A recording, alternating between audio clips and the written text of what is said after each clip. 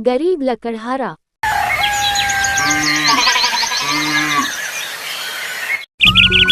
मरचू जंगल से लकड़ियां काटकर बाजार में बेचने गया, लेकिन उसे लकड़ियों के अच्छे दाम नहीं मिले।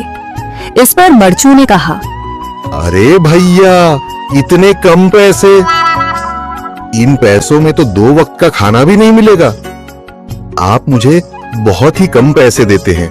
मैं इतनी मेहनत से लकड़ियां काट कर आता हूँ, लेकिन उनके पैसे मुझे बहुत कम मिलते हैं। भैया, तुम्हारी लकड़ियां होती ही इतनी कमजोर हैं कि मैं इससे ज्यादा पैसे नहीं दे सकता। तुम्हारी लकड़ियों के बस इतने ही पैसे बनते हैं। अरे भैया, कुछ ज्यादा कर दो ना। वो क्या है ना कि इन पैसों का तो कुछ भी नहीं आता। मैं अपनी जिंदगी कैसे गुजारूंगा?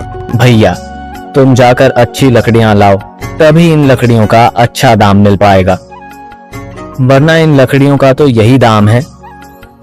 ये सुनकर मरचू बहुत ज्यादा परेशान हो गया और पैसे लेकर किराने की दुकान से सामान खरीदकर घर आ गया। घर पहुंचते ही मरचू की पत्नी सीता ने कहा, जी, सामान ले आए आप? हाँ जी, सामान ले आया हूँ।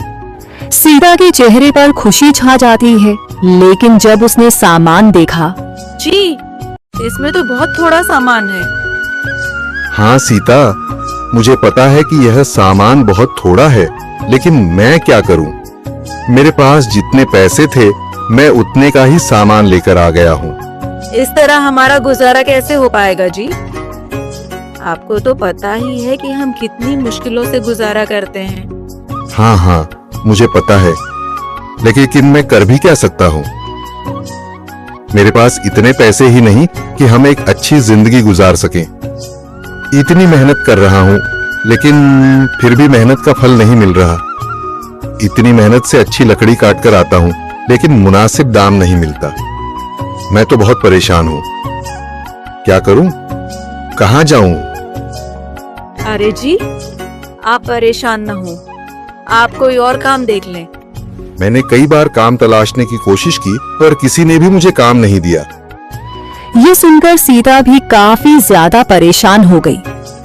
मरचू से सीता की परेशानी नहीं देखी गई। उसने अपनी पत्नी सीता से कहा, मैं फिर से जंगल की ओर जा रहा हूँ।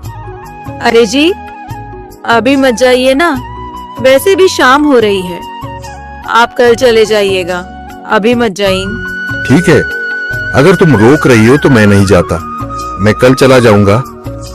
इसके बाद मरचू गांव में घूमने के लिए चला गया। तभी उसे एक आदमी मिला और उसने कहा, कहाँ जा रहे हो भैया?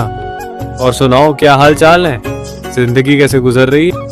अरे भैया, तुम्हें तो पता है कि लकड़ियां काटकर कैसे गुजारा होता है। हाँ भैया, तुम सही कह रहे हो। और आसपास के जंगलों में अच्छी लकड़ियां भी नहीं है। इसके लिए तो जंगल के अंदर जाना पड़ेगा। पर जंगल के अंदर तो काफी सारे जंगली जानवर होंगे। मुझे बहुत डर लगता है भैया, मैं जंगल में कैसे जाऊंगा?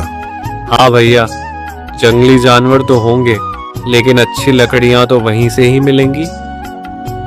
ये सुनकर मरचू बहुत ज्यादा परेशान हो गया, लेकिन वह आदमी बिल्कुल ठीक कह रहा था।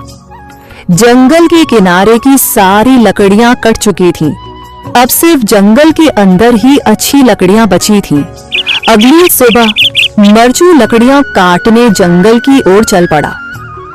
जंगल में आने के बाद मरचू ने कहा, अरे, यहाँ पर तो लकड़ियां ही नहीं हैं। वो आदमी सही कह रहा था, लकड़ियों के लिए तो जंगल के अंदर ही जाना पड़ेगा। और जंगल के अंदर जाना क्या सही रहेगा? मुझे तो बहुत डर लग रहा है, क्योंकि वहां पर तो काफी सारे जंगली जानवर होंगे जो खतरनाक होंगे। अगर आज मैं जंगल के अंदर नहीं गया तो मैं आज घर पैसे लेकर नहीं जा सकूंगा, और फिर जब पैसे नहीं होंगे तो गुजारा कैसे होगा?